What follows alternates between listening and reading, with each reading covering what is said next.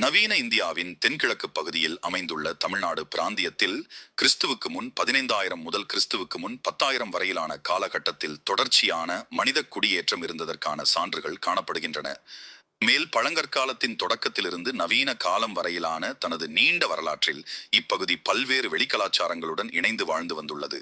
சேர, சோழ மற்றும் பாண்டியர் ஆகிய 3 பண்டைய தமிழ் அரச வம்சங்களும் மிக தொன்மையான தோற்றம் கொண்டவை. தனித்துவமான கலாச்சாரம் மற்றும் மொழியை கொண்ட இவ்வம்சங்கள் இப்பகுதியை ஆட்சி செய்ததுடன் உலகின் மிக தொன்மையான இலக்கியங்களின் வளர்ச்சிக்கும் பெரும் பங்காற்றின.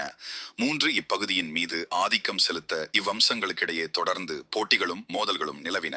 கிபி 3ஆம் நூற்றாண்டில் களப்பிரர்களின் படையெடுப்பு இப்பகுதியின் பாரம்பரிய ஆட்சி முறையை சீர்குலைத்து இவ்விரு அரசுகளையும் அதிகாரத்திலிருந்து அகற்றியது. பின்னர் பாண்டியர்கள் மற்றும் பல்லவர்களின் எழுச்சியால் களப்பிரர்கள் வீழ்த்தப்பட்டு பாரம்பரிய அரசுகள் மீண்டும் நிலைநாட்டப்பட்டன. பல்லவர்களையும் பாண்டியர்களையும் தோற்கடித்து 9ஆம் நூற்றாண்டில் மீண்டும் எழுச்சி பெற்ற சோழர்கள் ஒரு பெரும் சக்தியாக உருவெடுத்து தென்னிந்திய தீபகற்பம் முழுவதும் தங்கள் பேரரசை விரிவுபடுத்தினர்.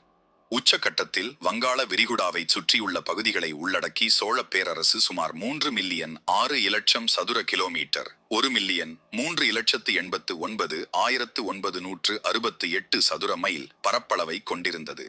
தென்கிழக்கு ஆசியாவில் இருந்த ஸ்ரீ விஜய பேரரசின் மீதும் சோழர்களின் கடற்படை ஆதிக்கம் செலுத்தியது. வடமேற்கிலிருந்து இஸ்லாமிய படைகளின் படையெடுப்புகள் மற்றும் 14ஆம் நூற்றாண்டில் 3 பண்டைய தமிழ் அரச வம்சங்களின் வீழ்ச்சி ஆகியவற்றால் இந்தியாவின் பிற பகுதிகளில் அரசியல் சூழலில் விரைவான மாற்றங்கள்